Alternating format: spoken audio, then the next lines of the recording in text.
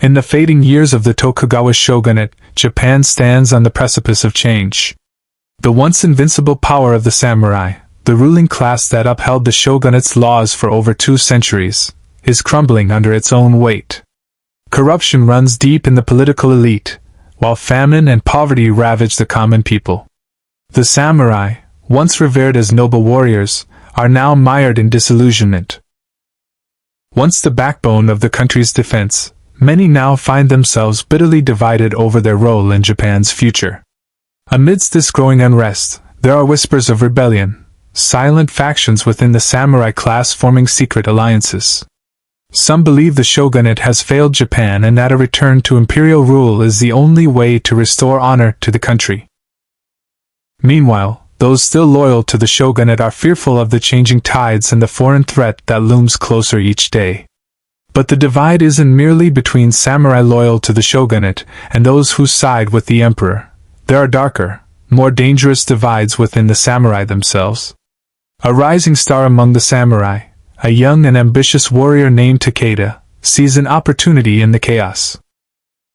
His family, once loyal to the shogunate, has fallen from grace, and he is eager to restore their lost honor.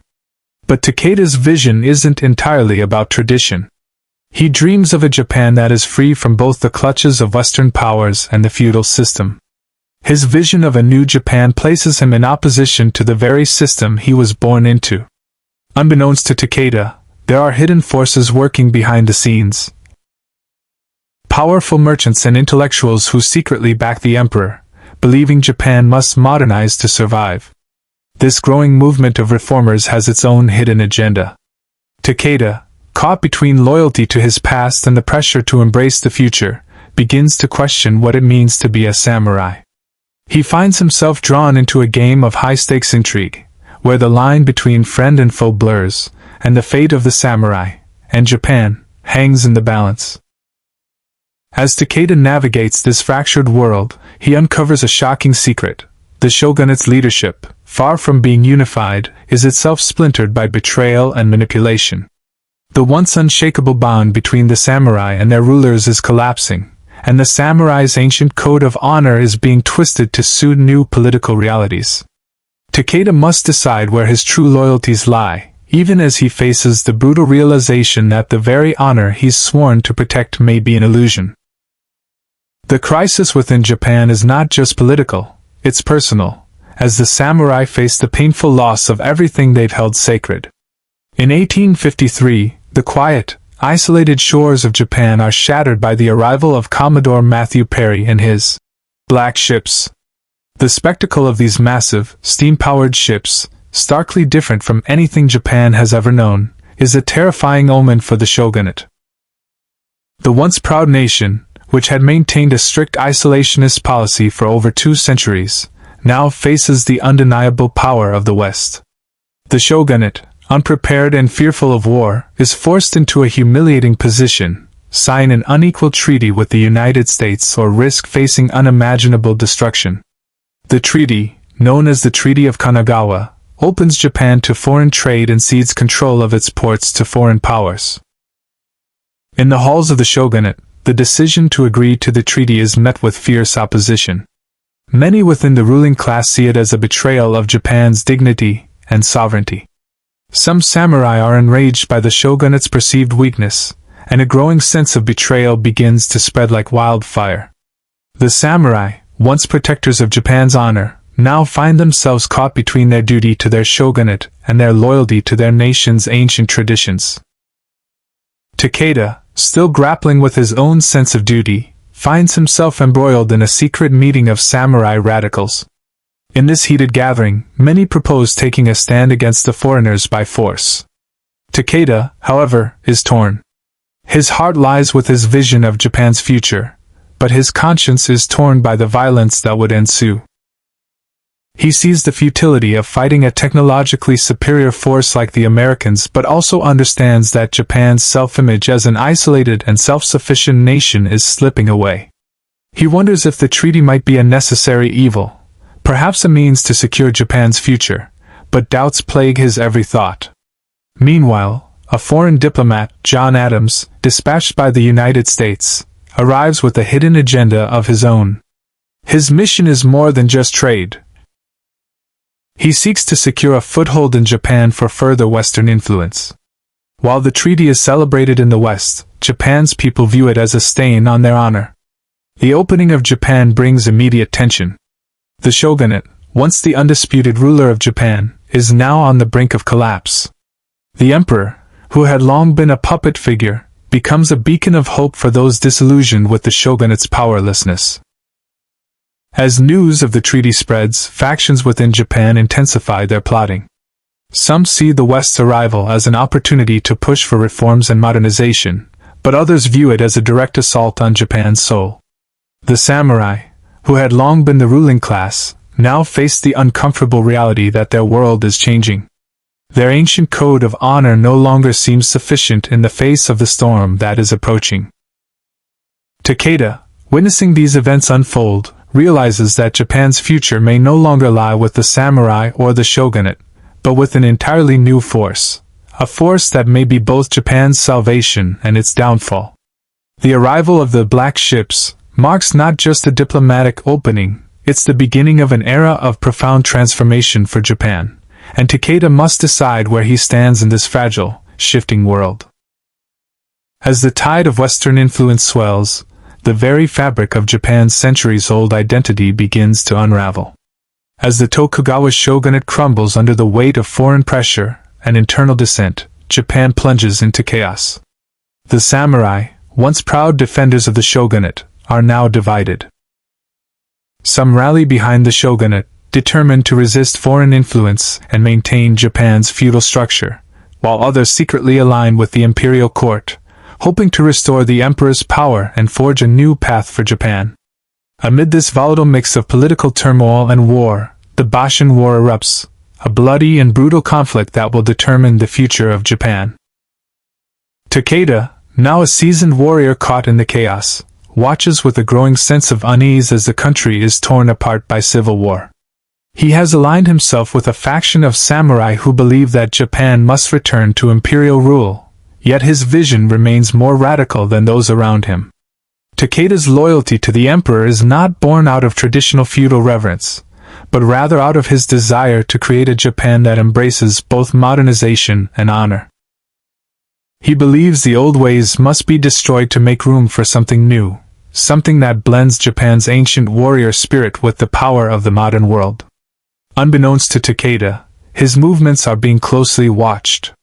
Within the imperial court, a faction of young and ambitious men have already begun their own secret plot to seize control of the emperor's power.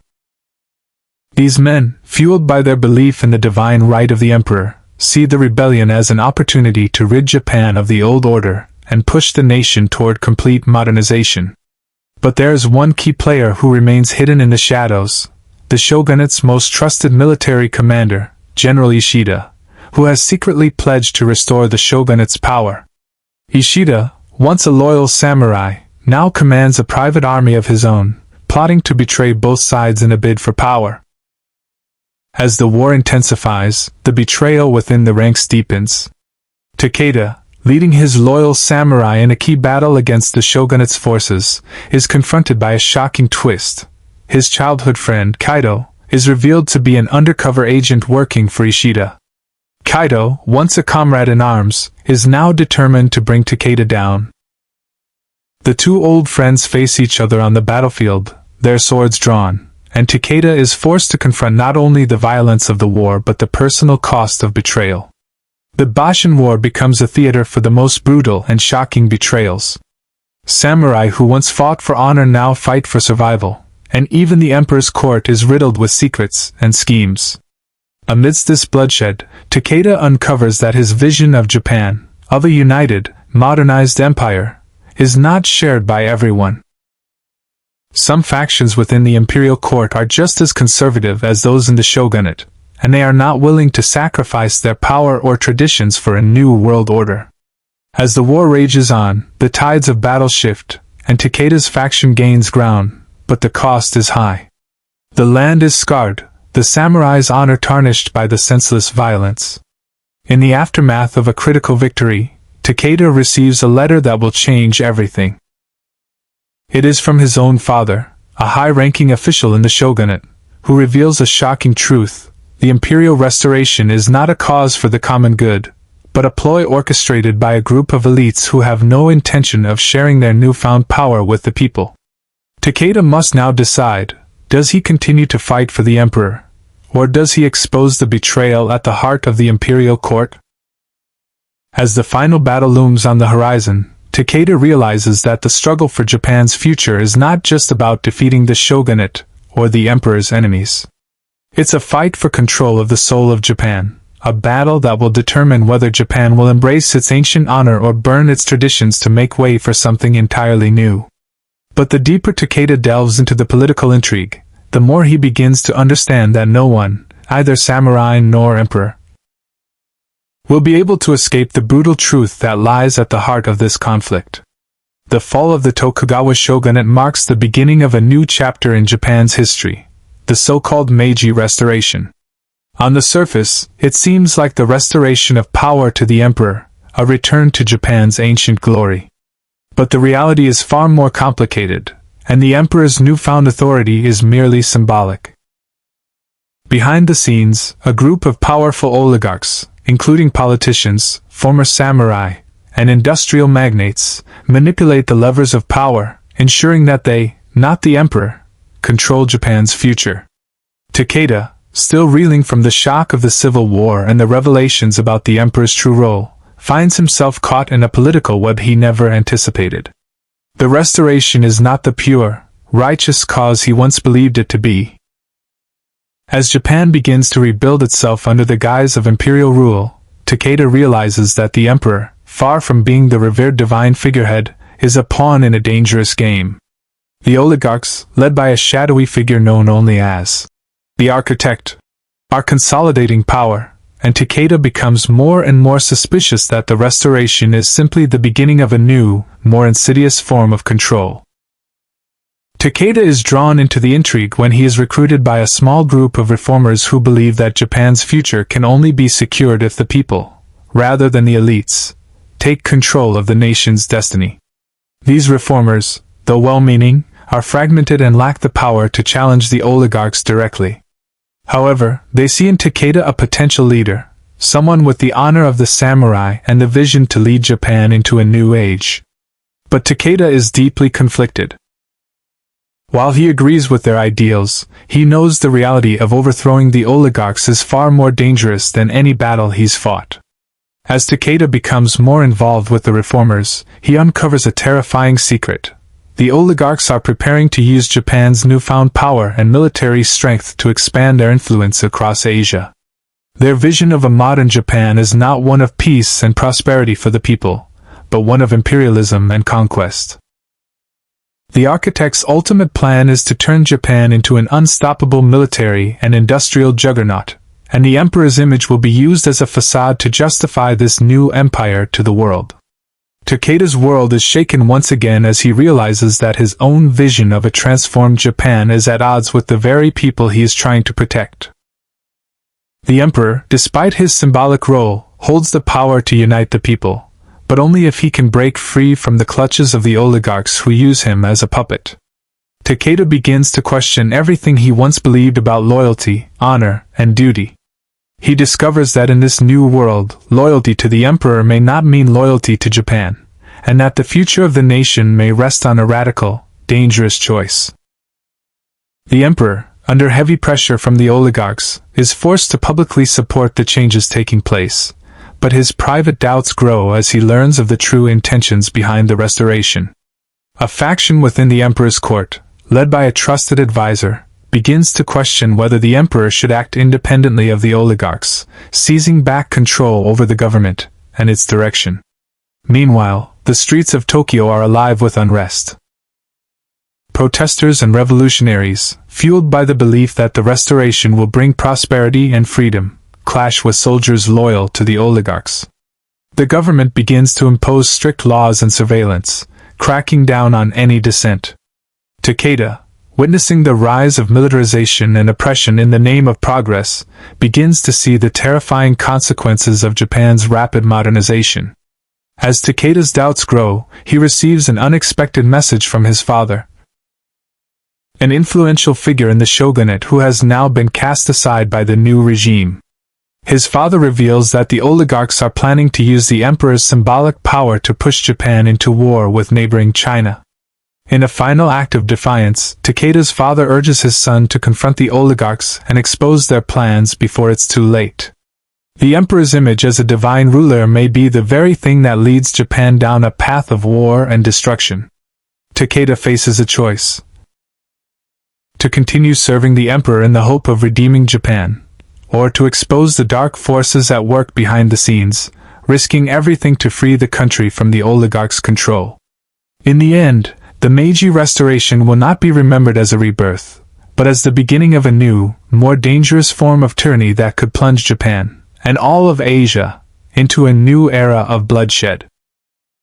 As Japan plunges into the heart of its transformation, the samurai, once the proud warriors who protected the shogunate and upheld the feudal system, are now seen as obsolete relics of the past. The Meiji government, in its pursuit of modernization, begins to dismantle the feudal system piece by piece.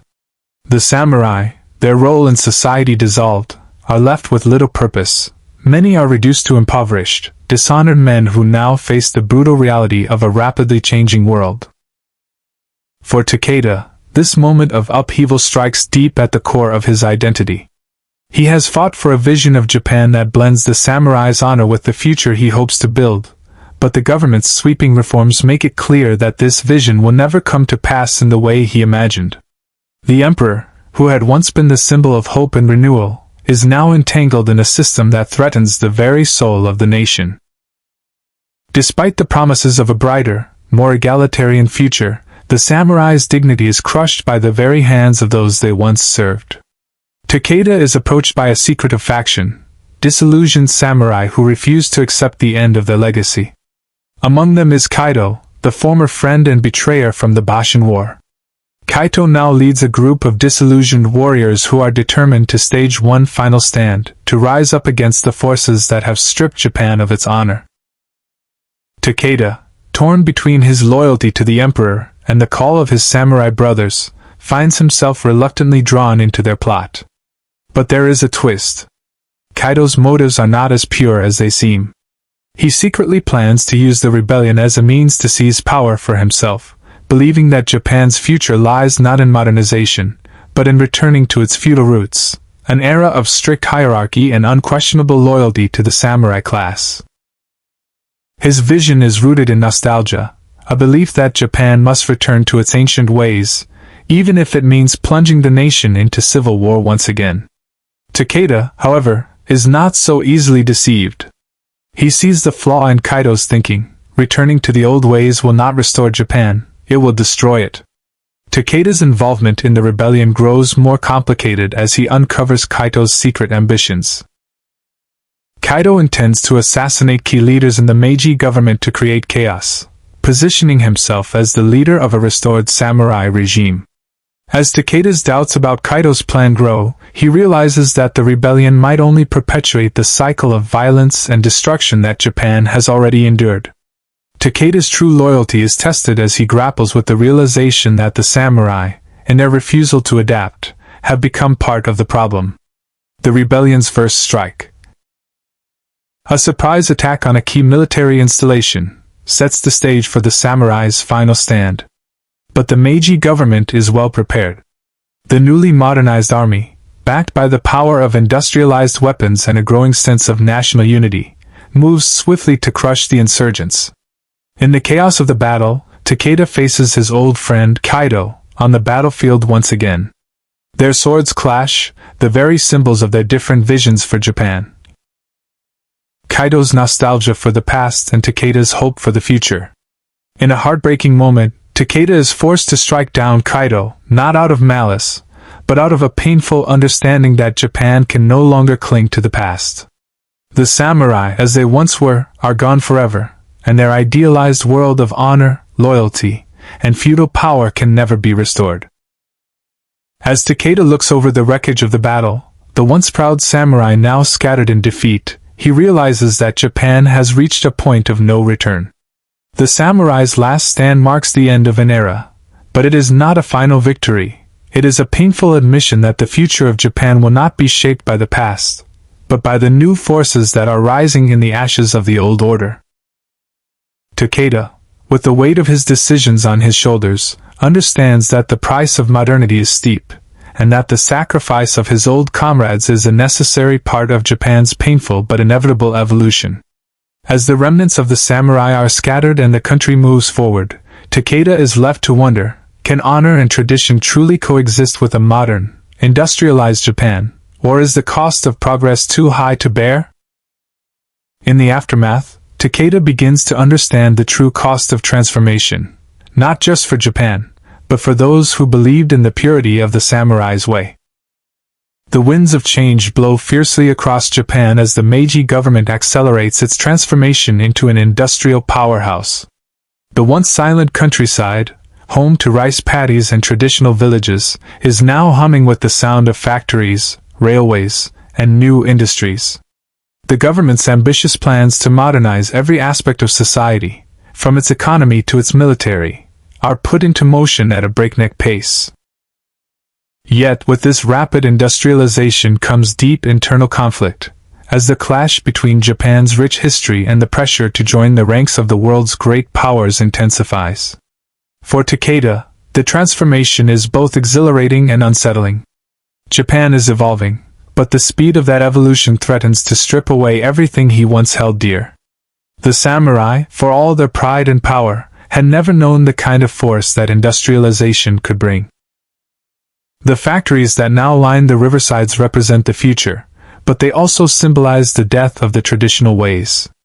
Takeda, now a reluctant leader within the reformist faction, must wrestle with the truth that Japan is no longer a country defined by its warrior class. It is now a country on the precipice of becoming a global industrial power.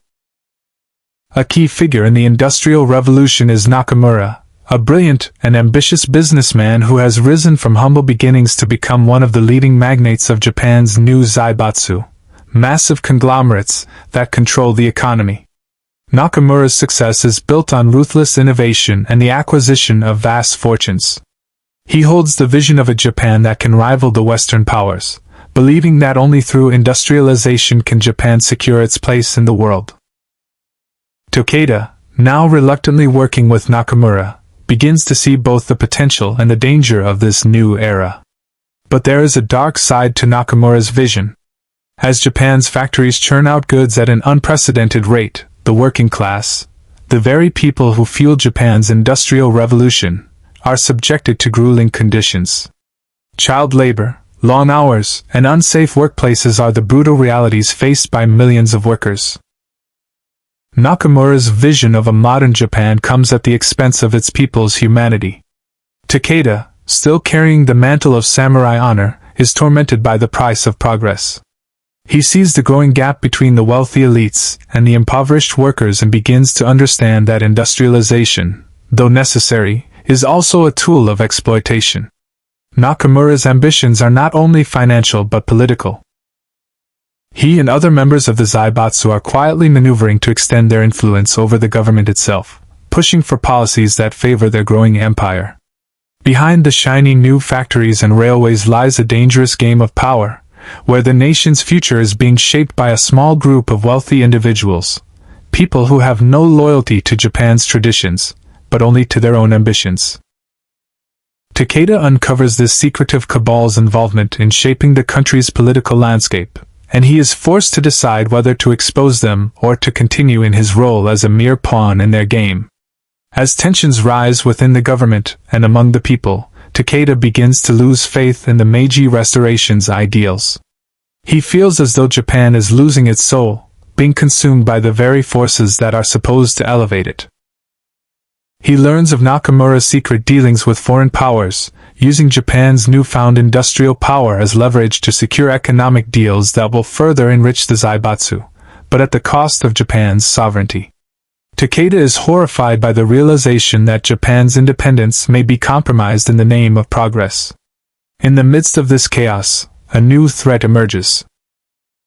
A group of radical reformers, fed up with the oppression of the working class and the unbridled growth of the zaibatsu, begins to rally against the government's industrial policies.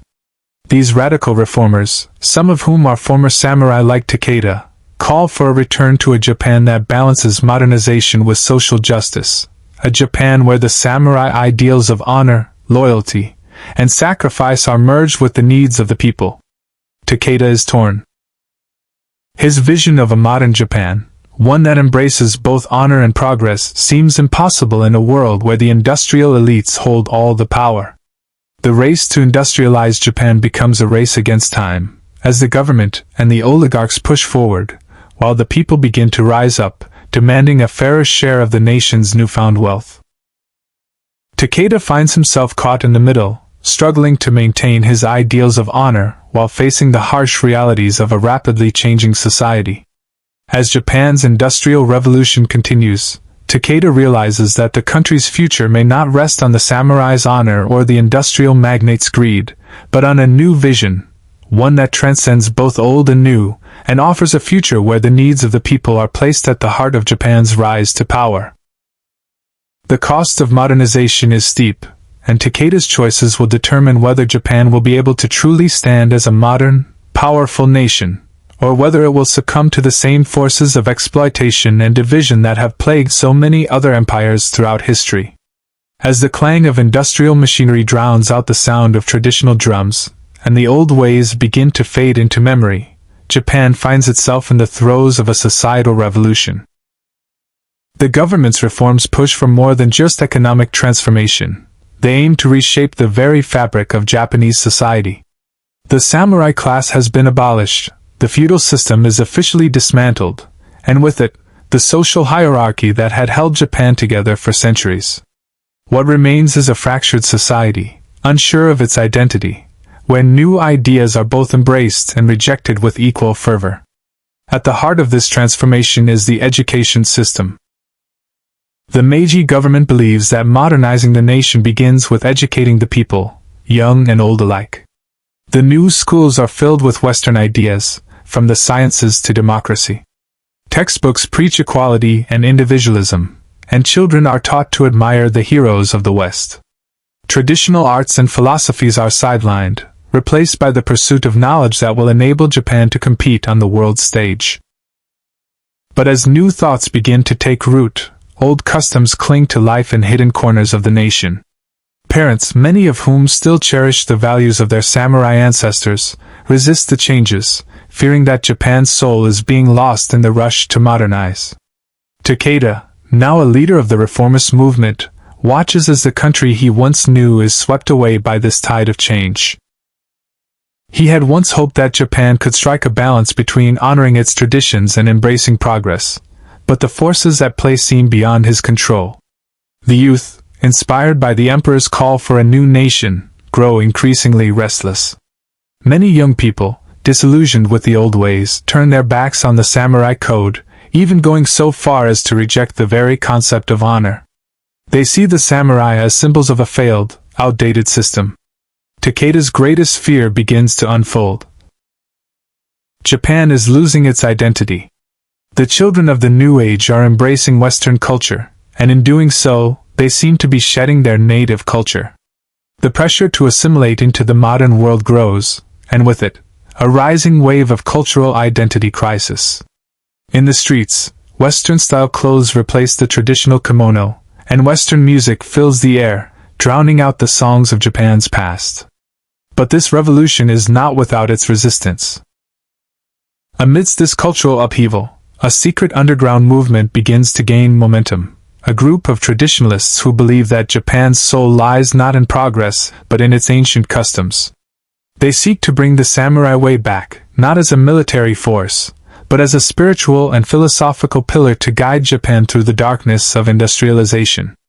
This group, however, is divided. Some see the emperor as the divine figurehead who can lead Japan back to its ancient glory, while others believe that the emperor's power has been tainted by the corrupting influence of the oligarchs. Within this movement, Takeda sees his own doubts reflected, and the line between friend and foe becomes increasingly blurred. A shocking twist occurs when Takeda learns that the emperor, too, is struggling with the rapid changes. Behind closed doors, the emperor's advisors speak of the deep rift between the ideals of the new government and the emperor's traditional role as a symbol of unity and honor. The emperor's own family is divided.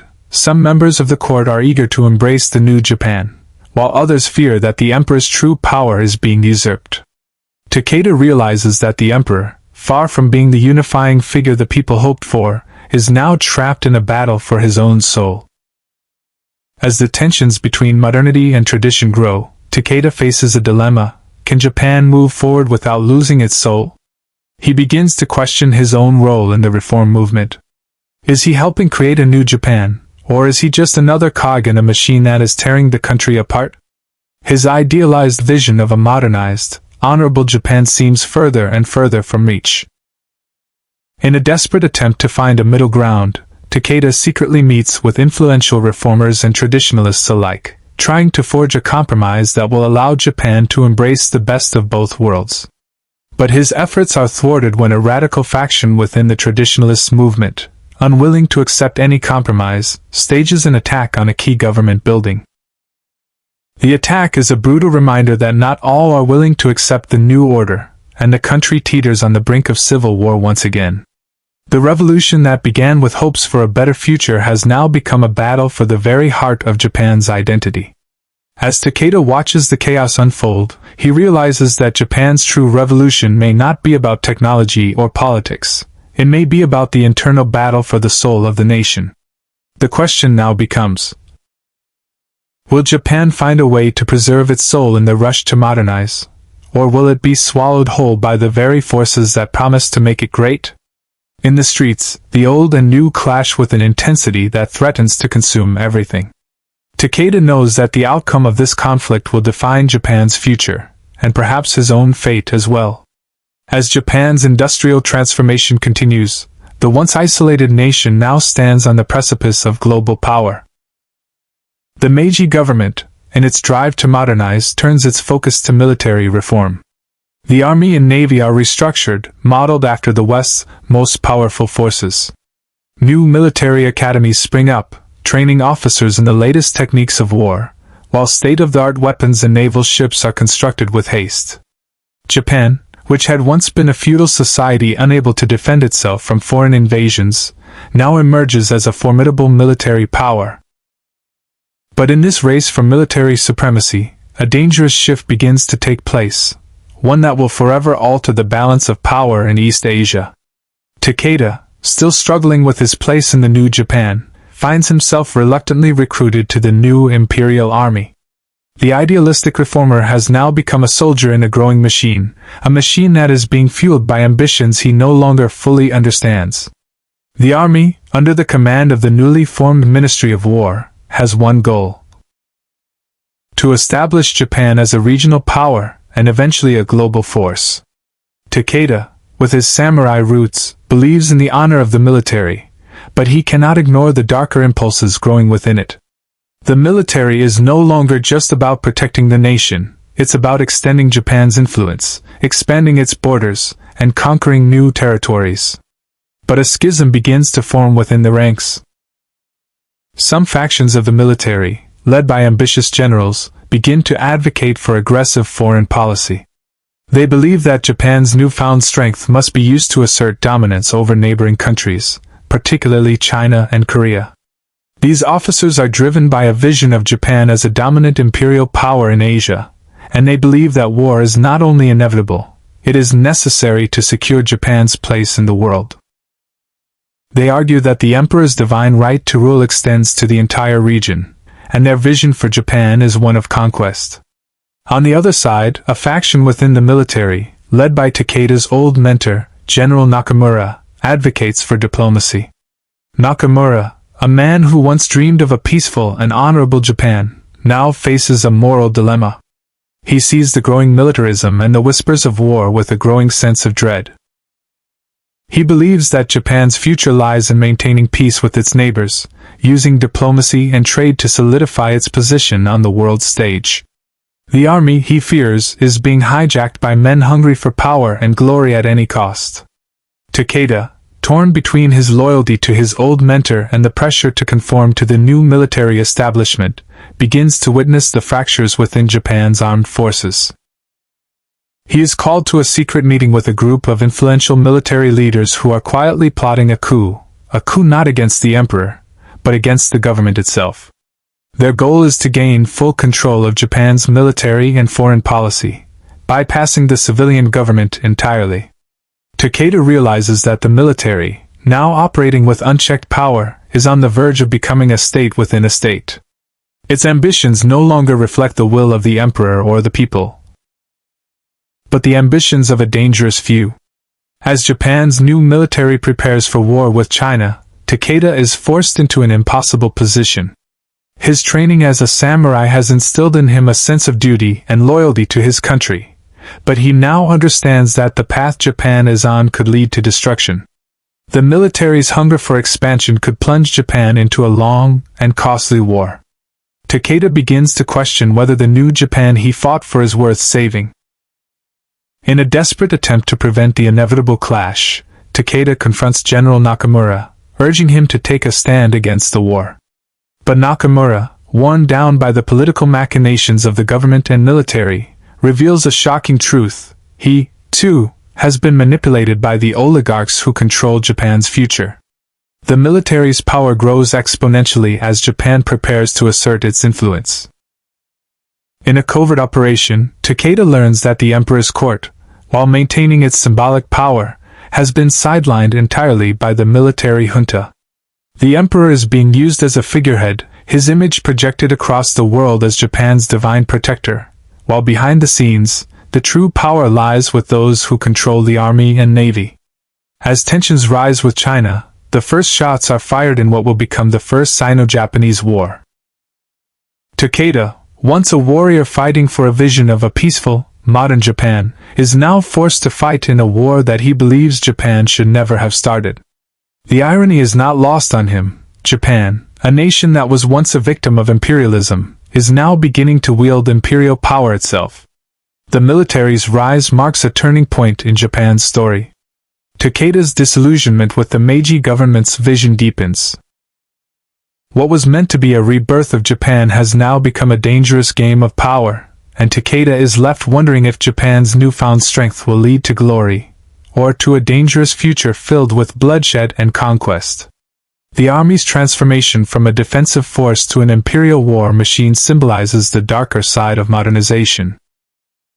The once honorable warriors, now wielding modern weapons and tactics, march toward a future that Takeda fears is one of endless war, built on the ashes of the very ideals he fought to preserve. Japan's future may no longer be in the hands of the emperor or the people, but in the hands of the military elite, an elite whose thirst for power could lead them down a path of no return. As the drums of war echo across the Pacific, Japan's rise as a military power takes center stage. The First Sino-Japanese War erupts in 1894, marking Japan's first step onto the world stage as a conquering force. Japan's victory is swift and decisive, and the nation's new military power is showcased to the world. The press, both within Japan and abroad, heralds this as a moment of triumph for the Meiji Restoration, a sign that Japan has finally joined the ranks of the great imperial powers. But beneath the surface of national pride lies a far more sinister truth. Japan's true motives go beyond the conquest of territory. They are the result of a calculated and dangerous ambition driven by a small group of shadowy elites. Takeda, still reeling from the aftermath of his own disillusionment, watches in horror as the true nature of Japan's military expansion unfolds. The government, now fully under the control of military elites and industrial magnates, seeks to manipulate Japan's newfound power for their own purposes. The war with China is not about securing Japan's safety or future. It is about the opportunity to expand Japan's borders and increase the influence of the zaibatsu, the conglomerates that control Japan's economy. Behind the emperor's image as the symbol of national pride lies a network of conspirators who are using the war to further their own financial and political goals. Takeda, who once believed in the honor of the samurai and the vision of a modernized Japan, now faces the harsh truth. the ideals of the Meiji Restoration have been co-opted by a ruthless oligarchy. The government's leaders, once reformers, have transformed into imperialists hungry for power. They believe that Japan's power should extend beyond its shores, with a vision of empire that mirrors the West's imperial ambitions. But this vision of empire comes with a dark cost, a cost that the people of Japan, blinded by nationalism, are too willing to ignore. In the shadows, secret meetings are held between high-ranking military officers and the leaders of the Zaibatsu. These power brokers are not only profiting from Japan's industrial boom, but they are actively steering the nation toward war, using their control of the economy to fund military expansion. They see war not as a tragedy, but as an opportunity to control vast new territories, secure resources, and increase their wealth and influence. Takeda, now part of a covert intelligence operation within the government, learns of this conspiracy and is horrified by the realization that Japan's military prowess is being used not for defense, but for the empire-building ambitions of a few powerful men. The people of Japan, meanwhile, are caught in a fever of patriotic fervor. Nationalism sweeps through the nation like a wildfire, and the emperor's image is everywhere. On flags, in schools, and even in homes, where citizens revere him as a divine leader guiding Japan to greatness. But Takeda begins to question the truth behind this nationalism. The emperor, once a figurehead of unity, is now little more than a puppet, his image used to justify the war and to placate the masses. The real power lies in the hands of the military elite and the industrial tycoons who control the empire's destiny. As Japan's imperial ambitions grow, so does the secrecy surrounding the government's true agenda. Takeda uncovers a series of covert operations in which Japan, under the guise of protecting its interests, begins making deals with other imperial powers, deals that undermine the very sovereignty Japan once fought to protect. Foreign diplomats, secretly negotiating with Japan's military leaders, discuss plans for future wars, and Takeda realizes that Japan is preparing for even greater conflicts, not to secure peace, but to expand its empire further into Asia. The people, blinded by propaganda and the emperor's image, fail to see the true cost of their nation's ambition. The military, with the full backing of the industrial elite, pushes for war with Korea and beyond. The influence of the Zaibatsu grows exponentially, and the gap between the rich and the poor widens to an extreme. Workers in the factories, who had once hoped for a better future under the Meiji government, now find themselves trapped in a system that values war over human life and profit over justice. Takeda, torn between his loyalty to Japan and his moral compass, begins to question whether his country can ever be redeemed. He uncovers evidence of atrocities committed by the military against civilian populations in occupied territories, and the horror of these actions haunts him. He learns of covert operations that exploit the suffering of others in the name of national pride and economic gain. Takeda, now disillusioned with both the military and the government, must decide whether to expose the truth to the world, risking his own life, or to remain silent, complicit in the empire's growing darkness. The warmongering nature of Japan's new empire becomes increasingly clear. Takeda realizes that Japan's true battle is not against foreign enemies, but against the forces within that seek to consume everything: honor, tradition, and the very soul of the nation. The quest for power has corrupted the ideals of the Meiji Restoration beyond recognition, and Takeda faces the agonizing truth that the price of Japan's imperial success will be paid in blood, both foreign and domestic. As Japan stands on the brink of its imperial conquest, Takeda must confront the question: will Japan's dream of a powerful empire lead to its ultimate glory, or will it bring ruin to the very ideals upon which it was founded? As Japan's imperial ambitions unfold and the nation solidifies its position as a regional powerhouse, the true cost of the Meiji Restoration becomes undeniable. Japan, once a feudal society, now stands as a modern industrial empire, its influence stretching across Asia. The First Sino-Japanese War, which had initially been hailed as a glorious victory, marks the beginning of Japan's transition from a struggling nation to a force to be reckoned with. However, as the years pass, the consequences of this transformation unfold in ways no one could have predicted. The emperor, once the symbol of Japan's unity and divine right, has now been reduced to a figurehead, his image used to legitimize the increasingly aggressive actions of Japan's military and industrial elites. While the people revere the emperor as the center of their national pride, the truth is that he has little real power. Behind the scenes, the zaibatsu and the military have become the true rulers of Japan, controlling not only the economy but also the direction of the country's foreign policy. The Meiji government, which had promised to bring justice and prosperity, is now a shadow of its former self, a mere tool in the hands of those seeking to expand their power and wealth. Takeda, who had once believed in the noble ideals of the Meiji Restoration, is now disillusioned with the reality of Japan's imperial rise. He sees the nation's glory, but he also sees its soul slipping away. The military, now at the forefront of Japan's policies, is no longer focused on defense or honor but on domination. The zaibatsu, growing more powerful by the day, continue to amass wealth through war and exploitation. The people, who had once been promised a fairer and more just society, are now subjected to the whims of an elite few, with their voices drowned out by the ever-growing machinery of empire.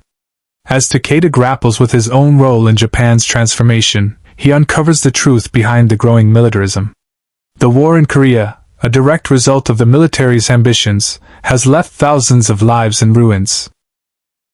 The emperor's court, once the seat of Japan's traditional power, is now little more than a puppet in the hands of the military. The military's vision of Japan's future no longer reflects the needs of the people. It is a vision of conquest, of empire, and of domination. Takeda realizes that the very ideals he fought for, the balance of honor, tradition, and progress, have been consumed by the very forces he sought to transform. In a moment of clarity, Takeda understands the true cost of modernization. The Meiji Restoration, which began as a movement to bring Japan into the modern world while preserving its essence, has instead brought Japan to the edge of moral bankruptcy. The nation's glorious rise to power has been built on the backs of the working class, on the exploitation of its colonies, and on the manipulation of the emperor's image. The promise of a fair and just Japan has been replaced by a new empire that mirrors the very imperialism Japan once sought to escape. Takeda must now decide whether to expose the truth of Japan's imperial ambitions and the betrayal of the Meiji ideals, risking his own life in the process, or whether to accept the new reality and live in silence. The legacy of the Meiji Restoration, once seen as a noble effort to modernize Japan and restore its honor, has become a dark reminder of the price of progress. Takeda realizes that the dreams of the samurai, the dreams of a Japan that balanced tradition with modernity, have been lost in the rush for power. In the end, Takeda's personal journey becomes symbolic of Japan's greater struggle, whether to embrace the glory of empire and continue down a path of conquest and exploitation or to reclaim the ideals of the past and rebuild a society founded on justice, honor, and equality. But the reality of Japan's future seems inevitable. The empire is too powerful, the machinery of war too entrenched, and the people too enamored with their newfound national pride to turn back. The final question remains, was Japan's rise to imperial glory worth the betrayal of its soul? The legacy of the Meiji Restoration, of modernization, of empire building, and of broken promises, will continue to haunt Japan for generations to come, and the cost of that legacy will only become clearer with time. As Takeda gazes out over the now modernized landscape of Tokyo, he knows one thing for certain: Japan's future will never be the same. The question is whether it can ever return to the ideals that once made it great, or if the empire, like all empires, will eventually crumble under the weight of its own ambition.